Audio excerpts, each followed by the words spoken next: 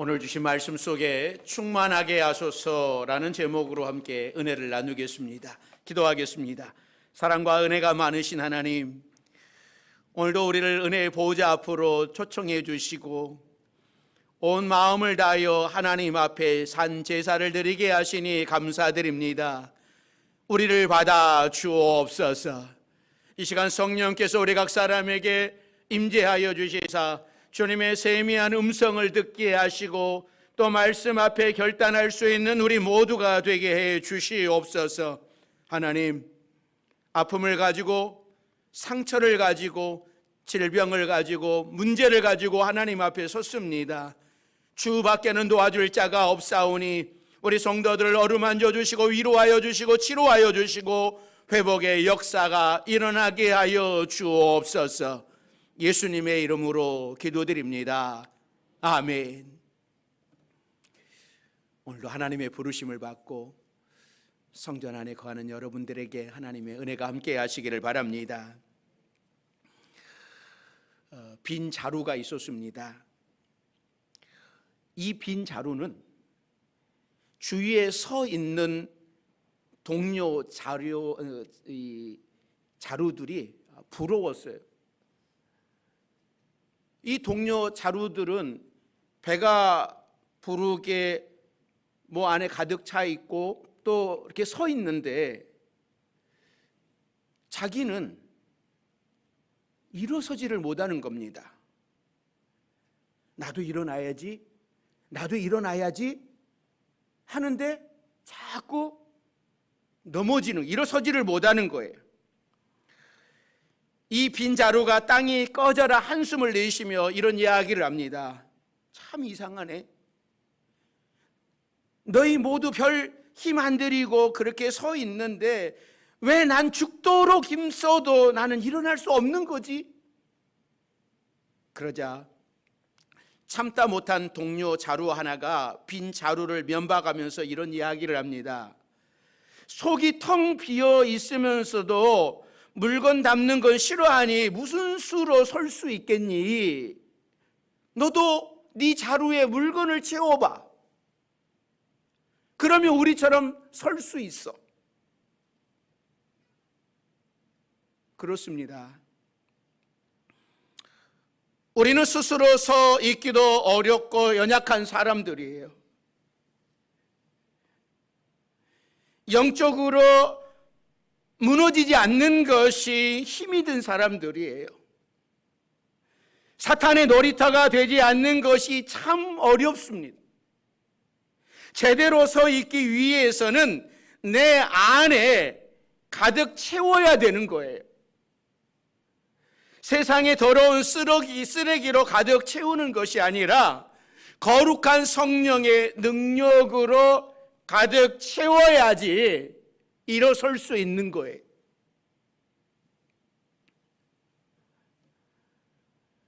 오늘 본문에서 사도 바울은 로마 교회에 편지를 쓰면서 소망의 하나님이 성령의 능력으로 소망이 가득 넘치게 하시기를 원한다라고 기도하고 있는 거예요. 이 로마 교회를 위하여 기도하는 거예요. 우리는 3월 특별 새벽 집회를 시작을 하면서 1일과 2일에 성령의 능력으로 충만하게 하소서라는 제목으로 우리가 이틀 동안 말씀을 들었습니다. 그러니까 우리 안에 성령의 능력이 충만하지 못하면 우리는 아무것도 알 수 없는 거예요. 그러나 내 안에 성령의 능력이 충만하면 반대로 못할 일이 없는 거예요. 우리의 마음은 기쁨과 평강으로 하나님의 은혜로 날마다 충만하게 될 겁니다. 그러니까 사도 바울의 기도처럼 우리 모든 성도들이 성령의 능력으로 기쁨과 평강이 가득하고 믿음이 충만하고 넘치는 소망을 가지고 살아가는 여러분들이 되시기를 바랍니다. 우리가 수요일 날 창세기를 강의하고 있습니다. 요즘은 요셉에 대한 내용이지요. 이 요셉은 형들에 의해서 노예로 팔려갔어도 그곳에서 하나님과 동행했습니다. 노예로 잘 적응을 하면서 사람들에게도 인정받으면서 살고 있는데, 이 여주인의 유혹을 거절을 했다가 깊은 감옥으로 떨어집니다. 이 감옥에 갔는데 그의 죄목이 뭡니까? 참 사람의 마음에 절망을 주는 이 죄목인 거예요. 돈을 빌렸다가 잘못을 해서 남에게 손해를 입혀가지고 감옥에 간다든지, 동업을 하다가 뭐가 잘못됐다든지, 실수로 사람에게 피해를 줬다든지, 얼마든지 다른 죄목도 있는데, 이 요셉이 감옥에 간 죄목은 정말 지저분한 죄목, 강간미수범입니다. 그동안 성실하게 하나님을 바라보면서 살았는데, 인정받던 사람들에게 손가락질을 당하고 감옥에 들어가서도 수많은 굴욕을 당하면서 살았을 겁니다. 그런데 요셉이 이 절망의 상황에서도 끝까지 인내할 수 있었던 비결이 무엇이었을까요? 그러니까 요셉은 엎친 데 덮친 격이라고 형들에게 팔려가지고 배신당하는 어려움을 당했는데, 또 그것을 수습해서 그 보디발의 집에서 열심히 살아가지고 인정받았는데, 거기에 또 지저분한 누명까지 써가지고 감옥에 들어갔으니 여러분 절망할 만하지 않습니까? 낙심할 만하지 않아요? 막 포기하고 싶은 그런 마음이 들지 않을까요? 그런데도 이 감옥에 들어가서 또 꿋꿋하게 잘 버텨요. 근데 성경은 계속해서 노예로 팔려갔을 때에도, 감옥에 떨어졌을 때에도 하나님께서 요셉과 함께 하셨고 형통하게 하셨다라고 기록을 하고 있습니다. 그러니까 요셉은 하나님 때문에 절망의 구덩이에서도 소망을 가질 수 있었어요. 자, 그렇다면 능력의 하나님이 왜 요셉을 노예에서 풀어주든지, 아니 감옥에 들어가지 않게 하든지, 이런 지저분한 누명을 쓰지 않게 하든지, 어떤 방법으로도 하나님이 요셉을 도와줄 수 있지 않으셨겠어요? 아니 그런데 하나님은 왜 요셉을 안 도와주고 겨우 노예로 하는 일이 잘 되게 하고, 여러분 노예가 잘 돼봐야 뭐가 잘 되는 거예요? 아무리 내가 잘해도 노예는 노예고요, 내 것이 아무것도 없는 거예요. 아무리 열심히 일해도 노예일 뿐이죠.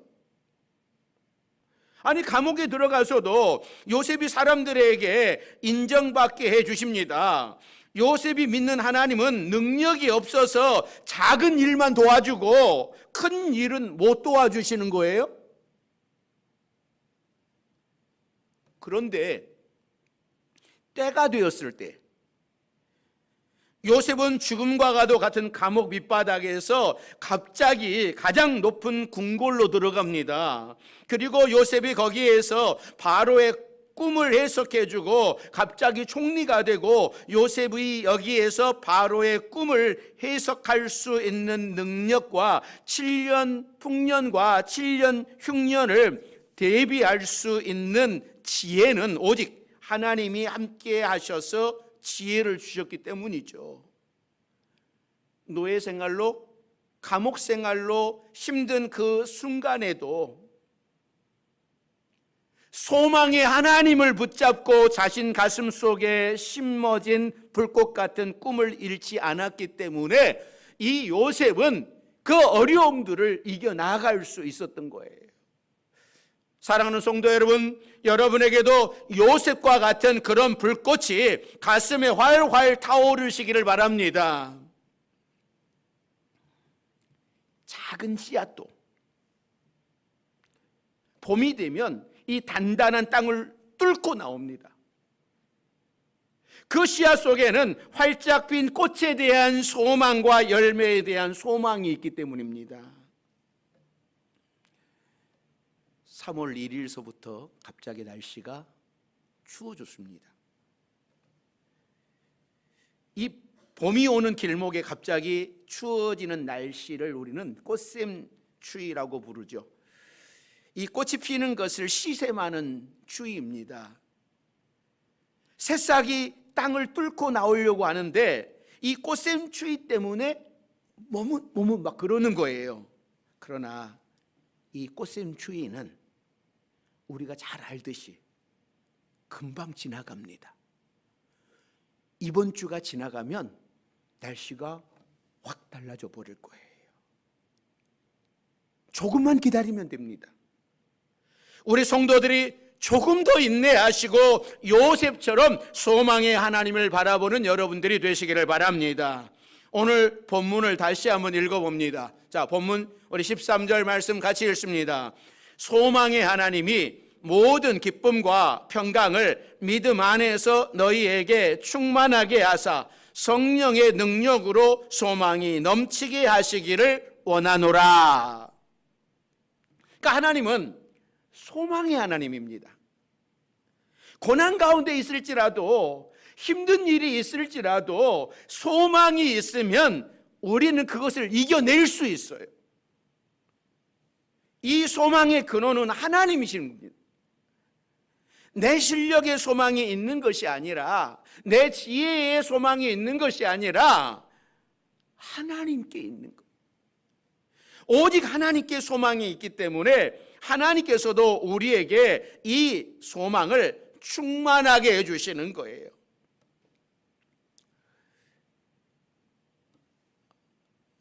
대설교가였던 이 스펄전 목사님이 어느 날 친구와 같이 농장을 지나가다가 주고받는 그 이야기 가운데 웃음이 터져 나왔어요. 얼마나 둘이 웃었냐면 눈물이 나올 정도로 웃었어요. 그러다가 그들은 갑자기 웃기를 중단하고 우리 이 웃음을 주신 하나님께 감사합시다 하고서는 둘이서 그 자리에 무릎을 꿇고 하나님 감사합니다. 이렇게 웃게 해주셔서 감사합니다 라고 기도를 드렸답니다. 힘들 때에도 웃을 수 있는 것은 하나님이 함께 하시기 때문입니다. 이 웃음은 보약이에요. 가식이 없는 한바탕 웃음은 병과 고민을 씻어낼 수 있는 거예요. 어떤 일 앞에서도 웃을 수 있는 사람은 위대한 사람입니다. 그리고 웃음은 하나님이 주신 커다란 은사예요. 진정한 웃음은 기쁨에서 나오는 겁니다. 오늘 본문 말씀은 소망의 하나님께서 우리 마음에 기쁨과 평강을 주신다고 말씀을 해요. 소망이 있으면 기뻐할 수 있는 거예요. 아브라함은 75세 때에 하나님께 부름을 받았고 하나님의 약속이 잊혀진 것 같았지만 그래도 하나님의 약속을 믿었을 때에 이삭을 선물로 주셨습니다. 이삭은 이름의 뜻 그대로 웃음이며 기쁨이었어요. 하나님께서는 소망의 근원이 되셔서 그를 믿고 바라는 자에게 믿음 안에서 기쁨을 주십니다. 그 기쁨은 말할 수 없이 영광스러운 즐거움의 기쁨입니다. 이 세상이 주는 즐거움과 좋게 비교할 수 없는 영원한 기쁨을 우리의 삶 속에 맛보게 하기 위하여 소망의 하나님을 굳게 바라보고 믿어야 되는 겁니다. 예수님께서 우리의 슬픔을 대신 당하신 까닭은 우리가 슬픔 환경에 처하게 되더라도 그 자리에 주저앉지 않고 그것을 극복하고 일어날 수 있게 하기 위함이었어요.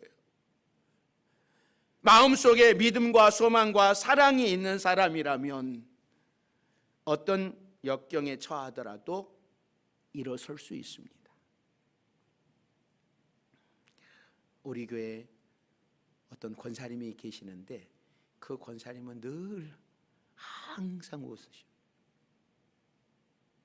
늘 그 아픔 속에서도 늘 항상 웃어.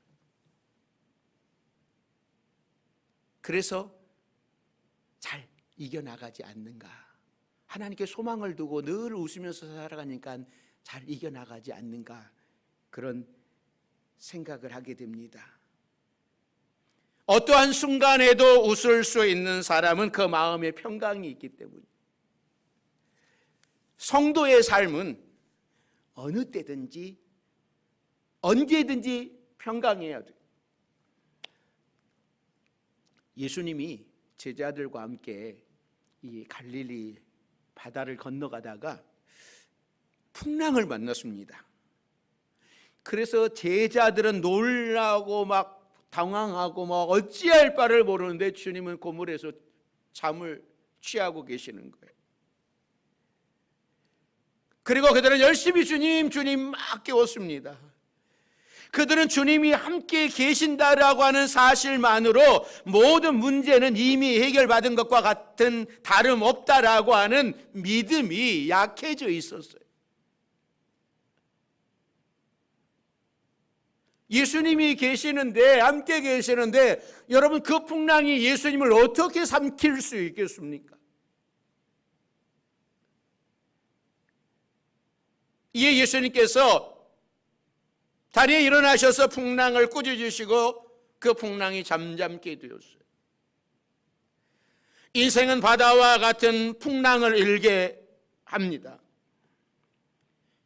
그러나 그 어떠한 풍랑도, 그 어떠한 폭풍도 소망의 하나님을 바라보고 있는 믿음 안에서 잔잔하게 될 수밖에 없다라고 하는 거예요. 여러분 안에 주님이 계시는데, 여러분 안에 성령이 계시는데 그 인생의 파도가 여러분들을 어떻게 해할 수 있겠습니까? 그러나 반대로 여러분 안에 성령이 주님이 내주하고 계시지 않는다면 그 인생의 풍랑이 여러분을 이길 수 있겠지만, 여러분 안에 하나님이 주님이 계시다면, 성령이 계시는데 어떻게 인생의 풍랑이 여러분을 삼킬 수 있겠습니까? 주님이 계신 그 배를 풍랑이 어떻게 삼킬 수 없었어요. 왜냐? 주님이 계셨기 때문에. 위협은 알 수 있었지만, 사랑하는 성도 여러분, 여러분의 삶 속에 여러 가지 환경과 여러 가지 상황이, 여러분의 위기가 오지만, 그러나 그 위기가 주님이 여러분 안에 계시기에, 성령이 여러분 안에 계시기에 여러분을 해할 수 없다라고 하는 것을 믿음의 눈으로 바라보시기를 바랍니다. 그리고 소망을 가지고 살아가는 여러분들이 되시기를 바랍니다. 자, 그러면 우리가 어떤 상황에서도 기쁨과 평강을 가질 수 있는 근거가 무엇이겠습니까? 사도 바울은 에베소 교회 성도들에게 편지를 쓰면서 하나님 앞에 간절히 기도하기를 에베소의 성도들이 속 사람이 강건하게 해달라고 기도하고 있어요. 자, 에베소서 3장 14절서부터 16절 말씀 같이 봅니다. 이러므로 내가 하늘과 땅에 있는 각 족속에게 이름을 주신 아버지 앞에 무릎을 꿇고 비노니 그의 영광의 풍성함을 따라 그의 성령으로 말미암아 너희 속 사람을 능력으로 강건하게 하시오며. 이 기도를 잘 보아야 돼요. 사도 바울이 얼마나 간절하게 기도하는지를 보십시오. 그저 내가 무릎 꿇고 기도한다라고 표현하지 않고 하늘과 땅에 있는 각 족속에게 이름을 주신 아버지 앞에 물음을 꿇고 빈다, 기도한다라고 했어요. 그러니까 하늘과 땅에 있는 각 족속이란 이 세상의 모든 만물을 가리키는 거예요.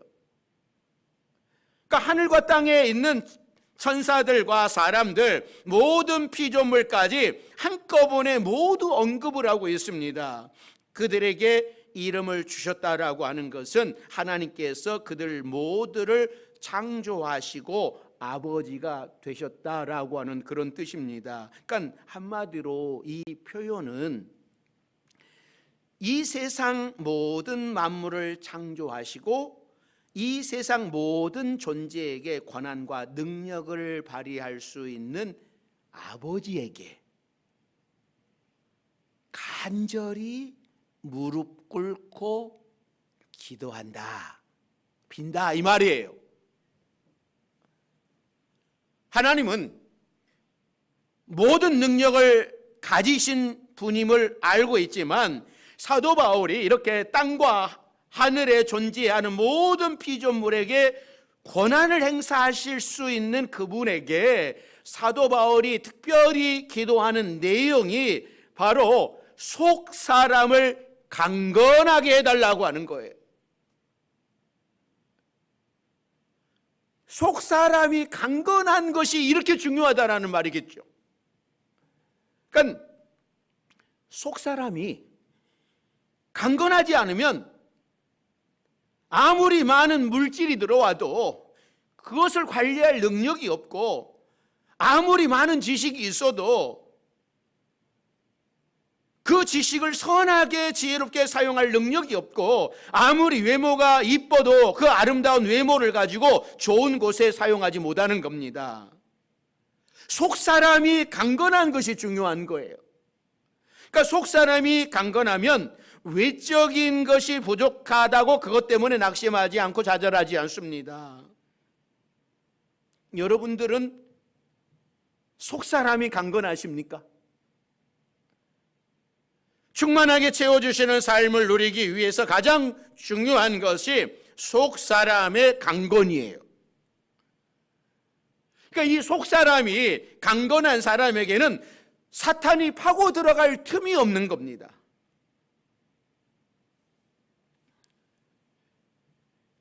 우리가 이 육신적으로도 강한 사람은 이 바이러스가 침투하지 못하잖아요. 그러나 이 면역력이 부족해서 이 몸이 약해진 사람들은요, 이 작은 바이러스가 들어와도 이걸 이길 수 있는 힘이 없는 거예요. 그래서 염증이 생기는 거죠.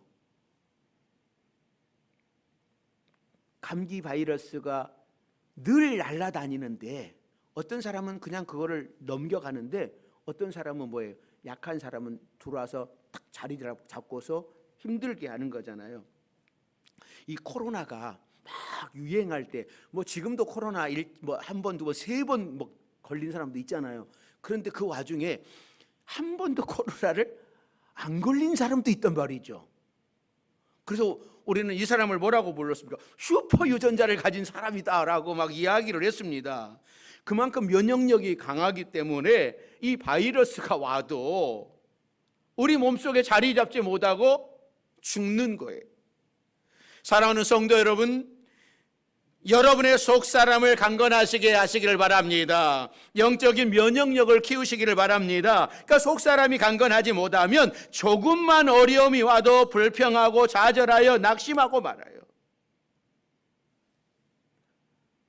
팍팍팍 쓰러지는 거예요. 팍팍팍 쓰러지다 못해 사탄의 놀이터가 돼요.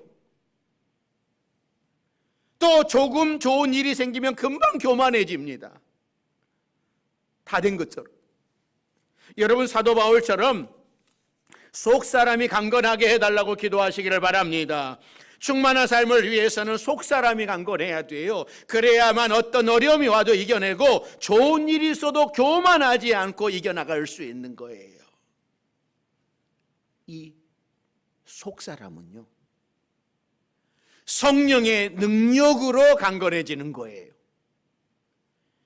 여기 오늘 본문과 통일성이 있는 거죠. 오늘 본문에서도 기쁨과 평강이 충만한 것, 소망이 넘치게 되는 것은 성령의 능력으로 된다라고 말씀을 하고 있는데, 에베소에 보낸 편지에도 속 사람이 성령의 능력으로 강건해진다라고 말씀을 했습니다. 우리가 힘들고 어려운 가운데서도 기쁨과 평강을 누릴 수 있는 것은 속 사람이 강건해야 하고, 이 모든 것은 오직 성령의 능력으로만 가능하다라고 말씀을 하고 있는 거예요. 내가 너무나 어렵고 힘이 드는데 여러분, 어떻게 기쁨이 있고 고난 가운데 어떻게 평안할 수 있어요?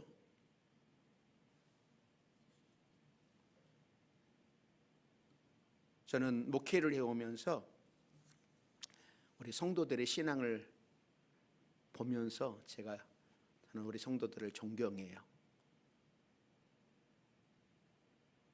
그렇게 어려움을 당했는데 묵묵히 지금까지도 변하지 않고 믿음을 지키는 우리 성도들을 보면서 제가 도전을 받아요.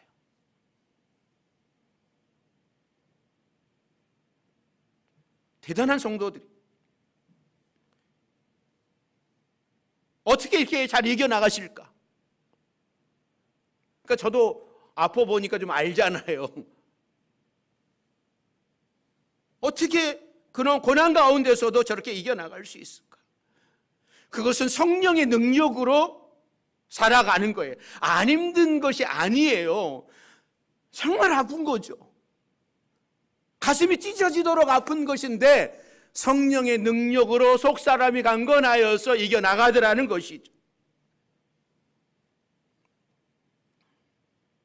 우리 바주명성교회 우리 모든 성도들이 이렇게 성령의 능력으로 모든 것을 잘 이겨나가는 여러분들이 되시기를 바랍니다. 샤른이라고 하는 한 프랑스인이 이 나폴레옹 황제에게 믿게 보여서 그만 감옥에 갇히는 신세가 되었습니다. 오랜 세월이 흘러 그는 친구들에게 잊혀지게 되었습니다. 처음에는 면회를 자주 오던 이 친구들 또 가족들도 그 시간이 너무 오랜 세월이다 보니까 점점점 잊혀지게 되었습니다. 그는 너무나 쓸쓸했습니다. 그는 돌 조각으로 벽에 이렇게 글을 적었습니다. 아무도 돌보지 않는다. 소망을 잃어버리는 순간이었어요. 그러던 어느 날 이 감옥 바닥에 깔려있던 돌 틈에서 푸른 싹 하나가 고개를 들고 나왔습니다. 이 샤르니는 간수가 매일 주는 물을 조금씩 남겨서 푸른 잎싹 위에 부어주곤 했습니다. 그랬더니 이 싹은 마침내 꽃봉오리를 피웠어요. 아름다운 꽃이 피었습니다. 정말 아름다운 꽃이었어요. 그는 먼저 썼던 글을 지웠습니다. 그리고 이렇게 글을 썼어요. 하나님이 돌보신다. 소망이 생기는 순간이었습니다. 그러던 어느 날 감옥 옆방에 면회 왔던 죄수의 딸이 이 감옥 안을 들여다보다가 아름다운 꽃이 피어있는 모습을 보게 되었습니다. 감옥에 아름다운 꽃이 피었다라고 하는 이 소문이 귀에서 귀로, 입에서 입으로 전달되어 어디까지 전달이 되었냐면 이 조세핀 여왕의 귀에까지 들어갔습니다. 여왕이 생각을 해요. 꽃을 진심으로 사랑하고 돌보는 이는 결코 나쁜 사람이 될 수가 없다. 그래서 이 황제에게 건의를 해요. 그래서 마침내 이 샤르니가 석방이 되게 됩니다. 이 샤르니는 감옥에서 핀 꽃을 집으로 가지고 왔어요. 그리고 생명이 나기까지 가꾸어 주었습니다. 이 소망은 생명이었어요. 어떤 경우에도 소망을 잃지 알고 전진해야 됩니다. 소망은 좋은 동역자예요. 사랑하는 성도 여러분, 하나님께서는 우리에게 많은 것들을 선물로 주셨습니다. 그러나 많은 사람들이 그 선물을 누리지 못하고 있습니다. 충만한 삶을 살지 못하고 있습니다. 먼저 성령의 능력으로 충만하도록 기도하시기를 바랍니다. 그리고 성령 안에서 주시는 기쁨과 평강을 통하여서 소망의 하나님을 바라보며 살아가시기를 바랍니다. 예수님께 나오는 사람들마다 희망이 있었어요. 그러니까 예수님은 그 어떤 절망적인 사람에게도 희망을 심어주셨어요. 이 나면서부터 눈먼 사람, 중풍병자, 혈루증 앓았던 여인, 딸과 아들이 죽은 사람들, 이웃 사람들에게 손가락질 당하였던 세리와 장기, 삶의 밑바닥으로 내동댕이 친 죄인들, 낙심과 절망으로 가득 찬 사람들에게 한 줄기 소망을 주셨습니다. 오늘도 예수님께 나오는 사람마다 산 소망을 얻게 되는 것이죠. 아직 늦지 않았습니다. 절대로 포기하지 마시고 소망의 하나님 앞에 나오시기를 바랍니다. 이번 3월 특세를 통해서 우리 모든 성도들이 성령이 충만한 삶, 은혜와 평강으로, 기쁨으로, 소망으로 충만한 삶을 살아가기를 주의 이름으로 축원합니다. 소망의 하나님께서 우리에게 풍성한 삶을 살도록 은혜를 베풀어 주시는데 그 풍성한 삶은 하나님께로부터 오는 거예요. 속사람이 강건해야 되고 성령의 능력으로 가능하다라고 말씀을 하는데 우리 파주명성교회 여러분들이 성령의 충만함으로 하나님이 주시는 모든 은혜를 누릴 수 있기를 주의 이름으로 축원합니다. 기도하겠습니다. 사랑과 은혜가 많으신 하나님, 우리에게 충만한 은혜를 허락하여 주옵소서. 우리가 성령에 충만하게 하셔서 소망 가운데 살아가게 하시고 모든 어려움들을 잘 이겨나갈 수 있도록 도와주옵소서. 예수님의 이름으로 기도드립니다. 아멘.